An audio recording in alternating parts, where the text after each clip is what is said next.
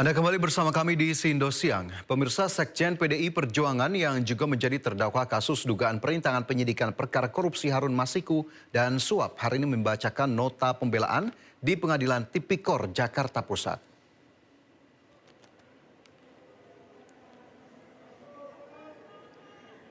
Sidang yang digelar di ruang sidang Muhammad Hatta Ali Pengadilan Tipikor dihadiri sejumlah tokoh partai PDI Perjuangan. Dalam sidang sebelumnya, Hasto dituntut 7 tahun penjara dan denda 600 juta rupiah, subsidiar 6 bulan penjara. Dalam kasus ini, Hasto didakwa menghalangi penyidikan perkara korupsi yang menyeret Harun Masiku sebagai tersangka. Selain itu, Sekjen PDI Perjuangan ini juga didakwa terlibat suap sebesar 600 juta rupiah. Ya, Mas. Semangat, Mas.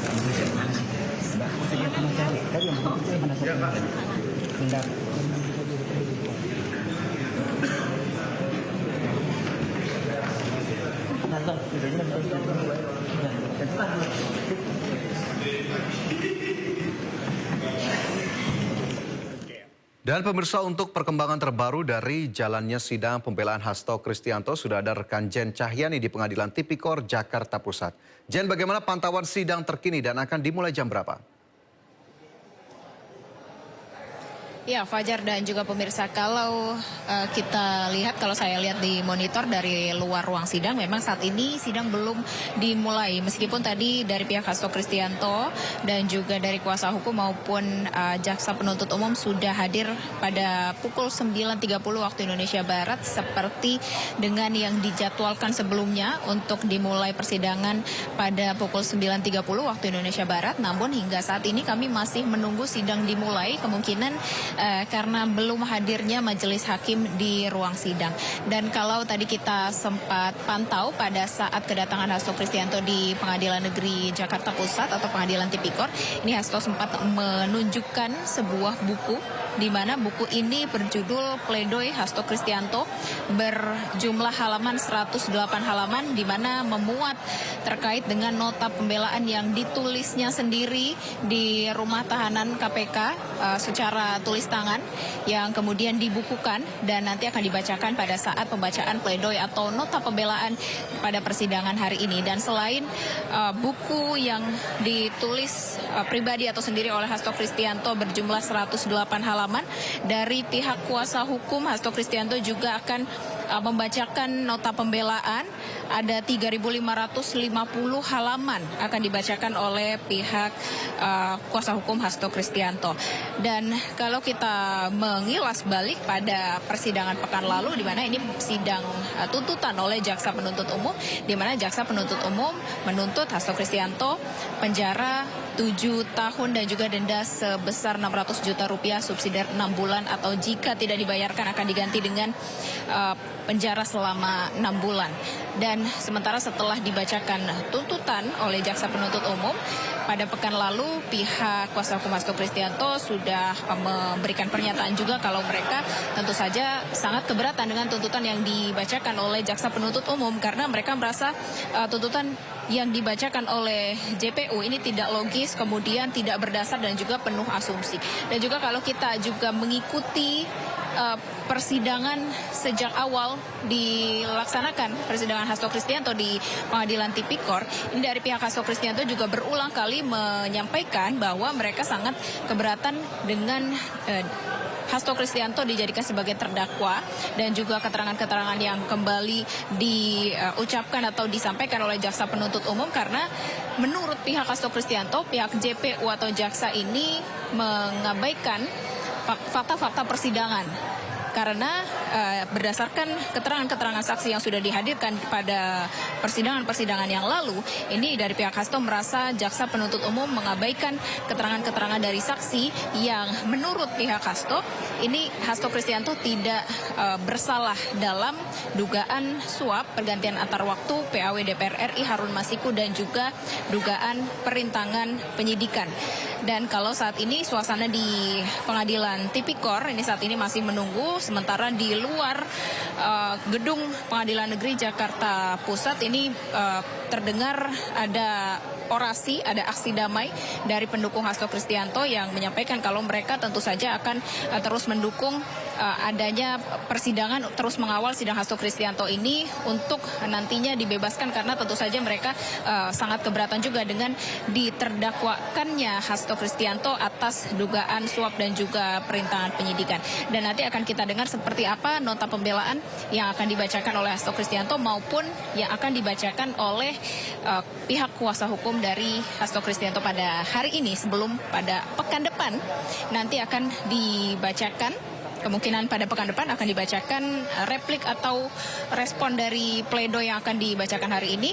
Kemudian replik tersebut akan dibacakan oleh pihak jaksa penuntut umum sebelum nanti kembali dibalas oleh pihak Hasto Kristianto melalui duplik, dan juga barulah akan dibacakan putusan atau vonis terhadap terdakwa Hasto Kristianto pada kasus dugaan suap dan juga perintangan penyidikan. Sementara itu, Fajar. Ya baik, terima kasih Jen atas laporannya langsung dari Pengadilan Tipikor Jakarta, dan tentu kami tunggu perkembangannya dari jalannya sidang di hari ini, dan selamat bertugas kembali. Sementara itu pemirsa, mantan Menteri Perdagangan Tom Trikasi Lembong atau Tom Lembong membacakan nota pembelaan atau pledoi dalam sidang perkara dugaan korupsi impor gula di Pengadilan Tipikor Jakarta. Di persidangan kemarin Tom Lembong juga mendapat dukungan dari banyak tokoh. Tom Lembong hadir bersama kuasa hukumnya di Pengadilan Tipikor Jakarta Pusat sekitar pukul 14 waktu Indonesia bagian Barat. Pledoi yang diberi judul Robohnya Hukum Kita, kasus Tom Lembong, sebuah genosida atas kejujuran, berisi pembelaan terkait dijeratnya Tom Lembong hingga menjadi terdakwa dalam kasus ini yang dinilai tidak disertai dengan bukti cukup. Dalam nota pembelaan dijadikannya Tom Lembong sebagai terdakwa dinilai sebagai bentuk pemberangusan oleh aparat penegak hukum. Di sisi lain, jaksa menilai Tom Lembong bersalah dalam perkara dugaan korupsi importasi gula, melakukan perbuatan melawan hukum dengan menerbitkan 21 persetujuan impor.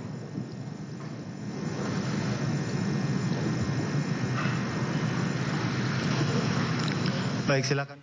Ya pemirsa, dalam sidang Tom Lembong turut hadir sejumlah tokoh seperti mantan Gubernur DKI Jakarta Anies Baswedan, mantan Wakapolri Komjen Purnawirawan Ugroseno, serta sejumlah tokoh mantan pimpinan KPK, serta pakar hukum tata negara Refli Harun.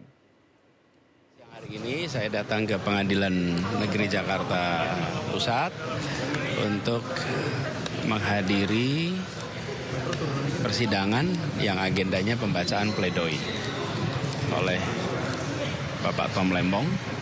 Jadi kami datang ingin mendengarkan dan kita mendoakan, kita yakin bahwa insya Allah majelis hakim nantinya akan memutus dengan adil, dengan objektif dan berikan kepastian hukum. Terdakwa kasus korupsi impor gula, mantan Menteri Perdagangan Tom Lembong mengatakan pledoi dirinya lebih personal dari sisi sudut pandang sebagai pribadi dan lebih ke arah substansi kebijakan. Dan sudah berminggu-minggu saya menyiapkan pledoi, ya kan. Baru tadi pagi saya dikasih tahu kalau yang namanya pledoi itu harus ada judulnya, ya kan. Jadi tadi pagi saya langsung memikirkan ya apa judul yang ingin saya taruh sebagai judul pledoi saya, dan saya putuskan untuk memberikan judul hanya 2 kata saja, yaitu di persimpangan. Ya. Dan ya, saya berterima kasih sekali tadi tentunya tim hukum saya, tim penasihat hukum saya menyampaikan pledoi mereka. Ya. Sangat lengkap tentunya, sangat teknis, terus terang. Tentunya pledoi saya akan lebih personal ya, lebih dari sisi sudut pandang saya sebagai pribadi, sebagai pembuat kebijakan, ya, dan mungkin lebih ke arah substansi kebijakan. Ya. Tadi kan sudah disampaikan dari sisi yuridis, dari sisi teknis hukum. Saya ingin melengkapi dengan pandangan dari segi substansi dan juga dari segi apa yang saya alami langsung ya pada saat perkara di 2015-2016. Dalam membacakan pledoi, kuasa hukum Tom Lembong menyebut banyak keganjilan dalam penetapan Tom Lembong sebagai tersangka dugaan korupsi impor gula hingga sepanjang sidang. Mulai dari pemeriksaan saksi yang bertele-tele, tuduhan jaksa terhadap Tom yang tidak melakukan rapat koordinasi dalam penentuan impor gula hingga tidak dihadirkannya mantan Menteri BUMN Rini Sumarno sebagai saksi. Ada kesan yang sangat kuat bahwa persidangan terhadap perkara ini sejak awal telah didesain bukan untuk mencari kebenaran, tapi sekedar melegitimasi dakwaan jaksa demi satu tujuan yang telah ditentukan, yaitu menghukum terdakwa. Keyakinan kami betapa persidangan terhadap perkara ini penuh rekayasa terbukti dari banyaknya kejanggalan selama persidangan. Mohon maaf, mulai dari sikap majelis hakim mengabulkan permintaan jaksa untuk memberikan salinan audit BPKP hanya berselang 7 hari sebelum ahli BPKP diperiksa. Padahal seharusnya audit ini diserahkan sebelum pemeriksaan saksi fakta dilakukan. Karena isi audit ini tersebut sebagian besar bersumber dari keterangan saksi di tahap penyidikan. Akibatnya kami kehilangan hak untuk menguji secara langsung kebenaran dari dasar audit tersebut. Saksi-saksi fakta keburu selesai diperiksa, audit baru diserahkan. Lalu bagaimana mungkin kami bisa mengkonfirmasi validitas temuan BPKP tersebut jika dasarnya tidak bisa lagi diuji di muka sidang? Inilah bentuk pengaburan kebenaran secara sistematis. Selanjutnya, ahli dari BPKP yang dihadirkan ke persidangan bukanlah orang yang di BAP ketika penyidikan. Akibatnya ahli tersebut banyak tidak mampu menjawab hasil audit yang dibuat tersebut. Lebih aneh lagi, ketika kami meminta dilakukan konfrontir antara ahli BPKP dengan ahli yang kami hadirkan, ditolak oleh majelis hakim. Padahal ini sangat penting untuk membuktikan bahwa semua keterangan dari ahli BPKP tersebut tidak benar dan mengada-ada, semata-mata hanya untuk memenuhi permintaan dari pihak kejaksaan agar sesuai dengan targetnya. Ironi ini kian bertambah. Kehadiran puluhan saksi yang banyak diantaranya tidak relevan hanya memperpanjang proses tanpa menambah bobot pembuktian. Hal inilah menunjukkan bahwa dakwaan dibangun secara serampangan, menumpuk saksi tanpa seleksi, agar tampak seolah lengkap, padahal substansinya rapuh. Dakwaan jaksa yang menuduh terdakwa melakukan perbuatan melawan hukum juga terbantah di persidangan. Terdakwa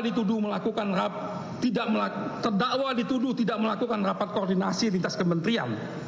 Fakta persidangan membuktikan bahwa rapat koordinasi telah dilakukan oleh terdakwa selaku Menteri Perdagangan dengan kementerian-kementerian terkait.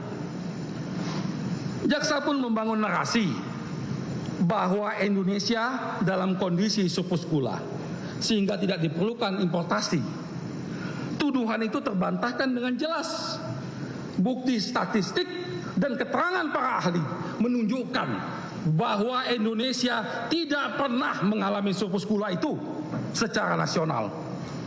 Karena angka konsumsi selalu lebih tinggi dari kemampuan produksi. Yang ada hanyalah buffering stock untuk mengantisipasi potensi kelangkaan awal tahun 2016 serta untuk menjaga stabilitas harga di masyarakat. Lalu selanjutnya, majelis hakim juga membiarkan jaksa membacakan BAP saksi penting, yaitu mantan Menteri BUMN Rini Sumarno, yang merupakan saksi fakta dan yang menyetujui untuk melibatkan perusahaan swasta dalam importasi gula pada waktu tahun tersebut. Dialah yang menyetujuinya. Padahal seharusnya ia dihadirkan di persidangan ini agar kesaksiannya dapat diuji silang. Dengan kewenangan eksekutorial yang dimiliki oleh jaksa, sangat tidak masuk di akal jika saksi fakta sepenting itu tak bisa dihadirkan. Nah, hal ini patut diduga mengindikasikan skenario yang disengaja agar kebenaran tetap terkunci di ruang sidang ini dengan mengkondisikan Rini sebagai alat untuk menjerat. Ya, sebelumnya mantan Menteri Perdagangan Thomas Trikasi Lembong dituntut 7 tahun penjara dalam kasus korupsi impor gula. Jaksa menyebut hal yang memberatkan Tom karena Tom merasa tidak bersalah dan tidak mengakui perbuatannya.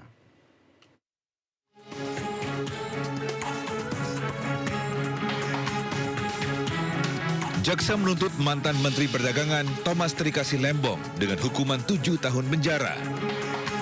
Tom juga diwajibkan membayar denda 750 juta rupiah, subsidiar 6 bulan kurungan. Mantan tim sukses Capres Anies Baswedan ini dinilai terbukti memperkaya orang lain dan korporasi dalam kasus korupsi impor gula, sehingga negara dirugikan hingga 578 miliar rupiah. Menurut jaksa, hal yang memberatkan Tom adalah karena Tom merasa tidak bersalah dan tidak mengakui perbuatannya. Sebagaimana dalam dakwaan primer penuntut umum.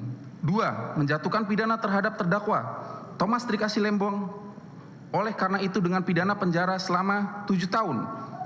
Dikurangi selama terdakwa berada dalam tahanan sementara. Dengan perintah agar terdakwa tetap ditahan. 3. Menjatuhkan pidana terhadap terdakwa Thomas Trikasi Lembong sejumlah 750 juta rupiah dengan ketentuan apabila denda tidak dibayar maka diganti dengan pidana kurungan selama 6 bulan. Sementara itu, Tom Lembong menilai tuntutan jaksa mengabaikan fakta-fakta persidangan. Kita baru mendengarkan pembacaan tuntutan dari jaksa penuntut umum. Ya, saya terheran-heran dan kecewa ya, karena tuntutan yang dibacakan sepenuhnya mengabaikan 100% dari fakta-fakta persidangan. Ya. Jadi saya tentunya tadi mendengarkan dengan cermat, saya juga mencatat dengan teliti ya, pembacaan surat tuntutan tersebut ya, dan saya cari-cari di mana ada penyesuaian-penyesuaian dari dakwaan ke tuntutan yang mencerminkan fakta-fakta persidangan yang sudah diungkap dalam kurang lebih 4 bulan persidangan, 20 kali sidang, tapi satu pun saya tidak temukan. Nah, hanya Tom Lembong, mantan Direktur Pengembangan Bisnis PT Perusahaan Perdagangan Indonesia Charles Sitorus, dituntut 4 tahun penjara dalam perkara yang sama. Dari Jakarta, Tim Liputan iNews melaporkan. Informasi selanjutnya datang dari mantan Menteri BUMN Dahlan Iskan yang dikabarkan ditetapkan sebagai tersangka oleh Ditreskrimum Polda Metro Jawa Timur dalam kasus pemalsuan surat dan penggelapan. Kuasa hukum Dahlan Iskan, Johannes Dipa, mengaku kaget terkait penetapan status tersangka kliennya.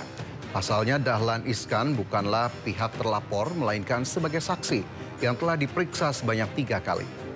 Dahlan Iskan juga kooperatif ketika menjalani pemeriksaan bahkan hingga tengah malam. Hingga kini Ditreskrimum Polda Metro Jawa Timur belum memberikan keterangan resmi mengenai hal ini.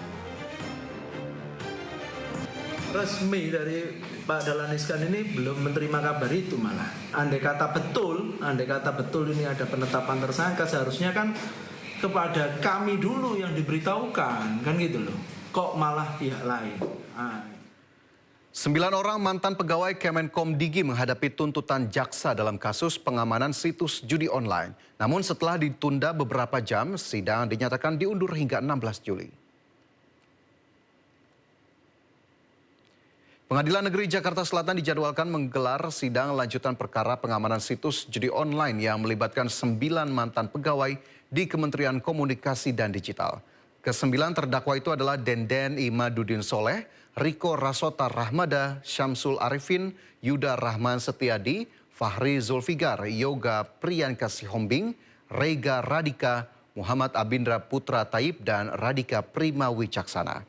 Mereka merupakan para terdakwa dari klaster pegawai Kemenkomdigi yang berperan melindungi, mencari dan memonitor situs judi online. Namun usai ditunda beberapa jam, sidang dinyatakan diundur oleh Majelis Hakim hingga Rabu depan 16 Juli 2025. Informasi berikutnya, pemirsa, KPK masih terus menyelidiki kasus terkait dugaan korupsi kuota haji di Kementerian Agama yang diduga terjadi pada 2023-2024. Meski dugaan korupsi terjadi saat Yakut Khalil Qomas masih menjabat, Menteri Agama periode 2020-2024 tersebut belum juga diperiksa.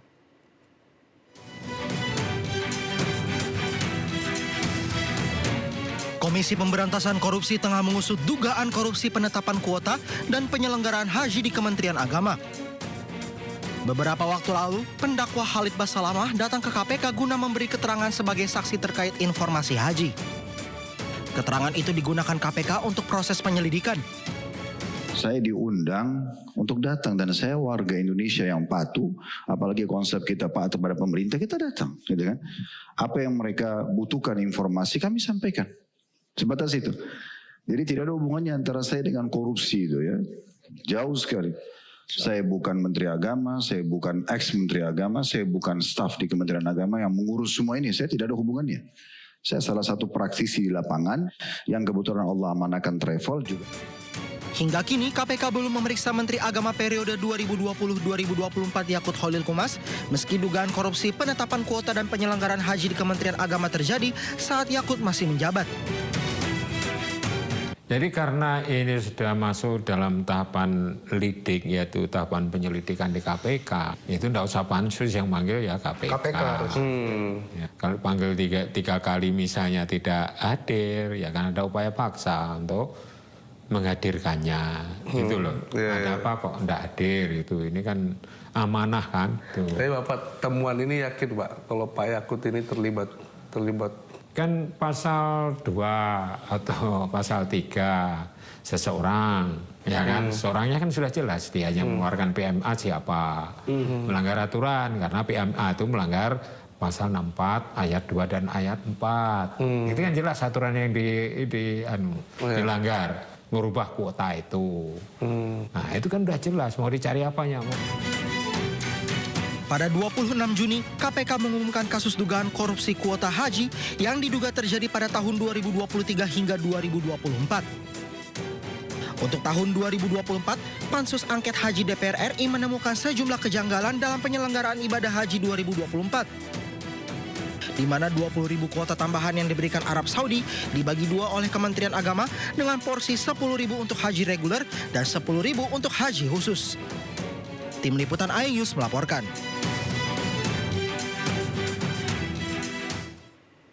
Pakar telematika Roy Suryo beserta tim pembela ulama dan aktivis TPUA menghadiri gelar perkara khusus terkait kasus dugaan ijazah palsu Presiden ke-7 RI Joko Widodo. Selain TPUA, pakar telematika Roy Suryo serta akademisi UGM yang juga ahli digital forensik Rismon Sianipar hadir dalam gelar perkara. Roy Suryo juga membawa sejumlah bukti analisis berisi data pembanding terkait ijazah Jokowi. Dalam gelar perkara, pihak pelapor menghadirkan analisa dari ahli-ahli yang dihadirkan untuk memperkuat bukti dugaan ijazah tersebut palsu. Egy Sujana yang juga diperiksa dalam gelar perkara ini mengaku tidak puas dan walk out dari gelar perkara khusus ijazah Jokowi. Karena menurut Egy, pihak Joko Widodo tetap tidak mau menunjukkan ijazah dan makin memperkeruh kasus ini. Tunggu ya, tunggu. Nanti, ya pelan-pelan. Nah, karena ada ini, sekali lagi saya katakan, justru sebenarnya postingan dari Dian Sandi inilah yang kemudian membuat gaduh, membuat heboh. Karena dengan adanya foto paparan berwarna ini, dari sini dikatakan asli, Dr. Rismon kemudian nanti akan cerita, kemudian akan meneliti soal cap yang ternyata tertempel oleh pas foto. Ya, dan itu jelas banget, tadi penjelasannya jelas banget, pakai red, green, blue, berapa skalanya clear banget. Ya, jadi ini kemudian kita teliti dengan ELA, Error Level Analysis. Dan meskipun ELA ini sudah kami sampaikan, saya tunjukkan, yang namanya ELA itu adalah untuk memeriksa kalau sebuah gambar atau itu sebuah ijazah, banyak rekayasanya, pasti akan error. Teman-teman lihat, ini ijazah saya tahun 91. Dengan dikoreksi pakai ELA, dengan dites pakai ELA, masih ada huruf-hurufnya masih kelihatan. Bahkan kalau ini full di ELA, teman-teman bisa lihat, masih ada bekas-bekas jejaknya. Tuh, masih ada. Artinya ini asli. itu legislasinya juga masih ada, ya, legalitasnya masih ada. Pas foto saya juga masih kelihatan, logo UGM masih kelihatan. Nah, pasti pada bertanya, gimana dengan ijazahnya Joko Widodo kalau di ELA? Ini hasilnya. Nah, sorry, separuh dulu biar nggak langsung lihat kacau. Nah, lihat, ini ijazahnya yang disebut-sebut Joko Widodo. Runyam. Begitu di ELA hancur dia. Artinya ijazah ini sudah direkayasa pada bagian logo, pada bagian foto. Bahkan ketika kita ELA secara full, kelihatan sekali. Tuh, hancur. Sekali lagi semua presentasi ini tadi saya paparkan dan tanpa Logika sederhana lagi. Kalau kalian dituduh ijazahnya palsu, apa kalian diam? Tidak dong. Oh, ini yang asli, betul? Refleks, ini asli, betul? Betul. Kenapa sampai detik ini Jokowi tidak juga menampilkan ijazah aslinya? Bahkan digelar perkara, ini peristiwa tertinggi dalam konteks proses pengadilan. Baru masuk ke pengadilan gitu. Jadi dengan adanya fakta hukum, fakta peristiwa tidak ada ijazah aslinya, maka logika hukum harusnya Jokowi jadi tersangka. Dan segera diadili. Itu kok logika hukum. Ketidakhadiran pihak UGM juga yang seharusnya bisa menjelaskan atau memiliki kesempatan yang sangat luas untuk meyakinkan publik, tetapi itu semua tidak dimanfaatkan, sayang sekali ya.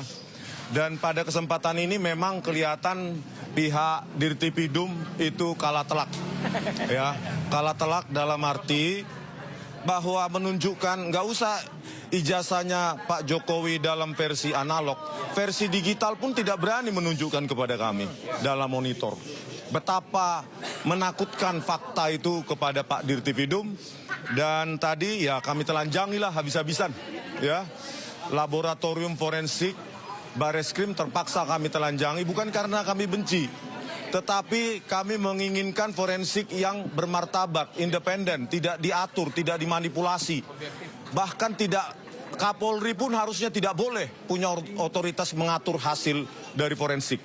Oleh karena itu sebenarnya kalau didengarkan oleh Pak Presiden Prabowo, sebaiknya Pak, lembaga forensik itu harus dikeluarkan dari kepolisian, supaya menjadi lembaga independen yang dipercaya oleh publik. Kalau bisa tiga lembaga Pak, khusus forensik.